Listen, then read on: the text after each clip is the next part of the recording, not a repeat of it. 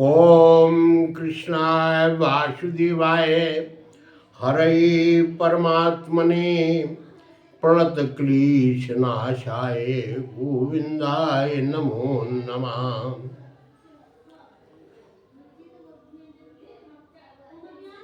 विश्वानि देव सवितर दुरितानि पराशव यद भद्रं तन्नाशव।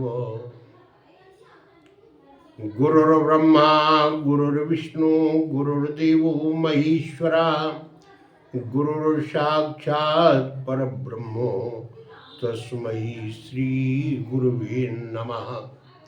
हे भक्तवत्सल देव तुमको बार बार प्रणाम है।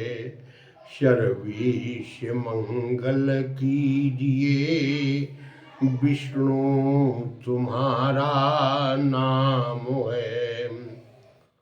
संसार का पालन करने वाले अखिल सृष्टि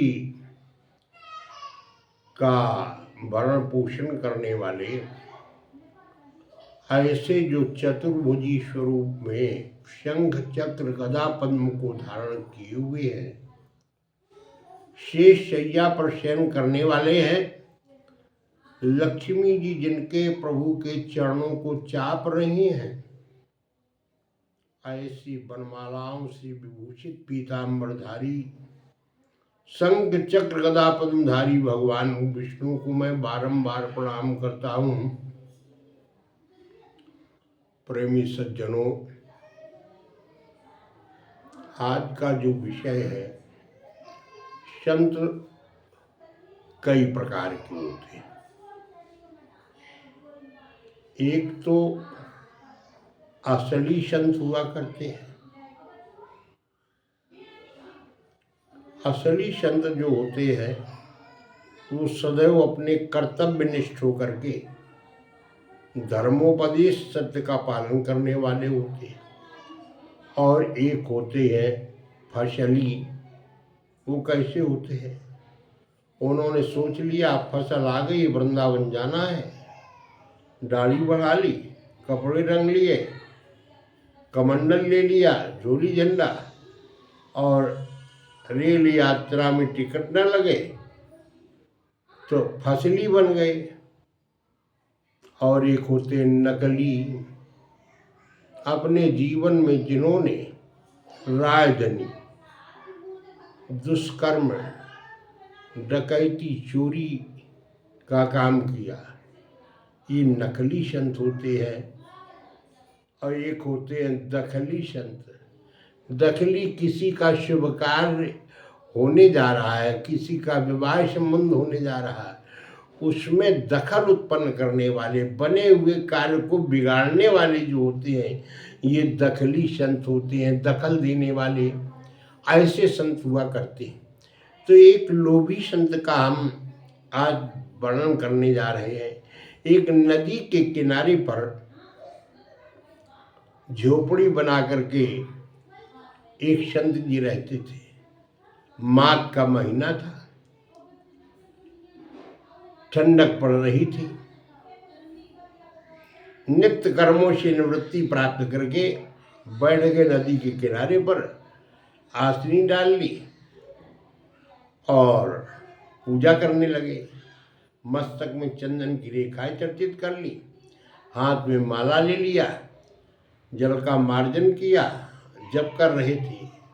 नेत्र खुले तो दिखा नदी के किनारे पर एक बढ़िया कंबल बहता हुआ आ रहा है। तो लोभी थे ना, लोभ में पड़ गए कि सर्दी का महीना है, लाओ इस कंबल को हम नदी से निकाल लें। नदी के अंदर घुसे और घुस करके उस कंबल को पकड़ने लगे। लेकिन प्रेमी सज्जनों, उसमें हुआ क्या? लोभी संत कंबल के चक्कर में तो अंदर घुसे और वो बहता हुआ बड़ी दूर से एक रीछ आ रहा था। जिस समय हाथ बढ़ाया संत जी ने, लोभी संत ने, तो रीछ ने इनके हाथ को पकड़ लिया और हाथ पकड़ के नदी की बहती हुई धारा में वो अंदर की ओर ले गया। अब ये संत जी बड़बड़ा रहे थे, ये छुड़ाने का प्रयास कर रहे थे और वो छोड़ने को तैयार नहीं था। यहाँ तक कि वहाँ पर जो वाले थे, गऊओं को चराने वाले, उन्होंने देखा कि महाराज जी आप ये क्या कर रहे हैं? अरे ये तो रीछ है, रीछ है। संत जी कहने लगे ये कम्बल है, कम्बल हम तो छोड़ रहे हैं, लेकिन अब हमें कम्बल नहीं छोड़ रहा है। तो प्रेमी सज्जनों, उनका शरीरांत उसी नदी में हो गया। ये लोभ के कारण इनका शरीर चला गया, जबकि ये साधक थे, साधना करने वाले। लेकिन लोभ जो है वो पाप कर्मूल होता है। तो ये लोभी संत की कहानी है। लोभ में नहीं पड़ना चाहिए संत को। संत का तो एक ही उद्देश्य होता है कि वो सच्ची साधना के द्वारा इस नर शरीर को प्राप्त करे और अपना उद्धार करे। श्री राम जय जय राम। श्री राम जय जय राम। जय जय राम लखन हनुमान। मंगल मूर्ति दया निधान। श्री राम जय जय राम। मंगल भवन मंगलहारी। द्रवौषो दशरथ अजिर बिहारी। श्री राम जय जय राम। जय बोलिए सच्चिदानंद भगवान की जय। सनातन धर्म की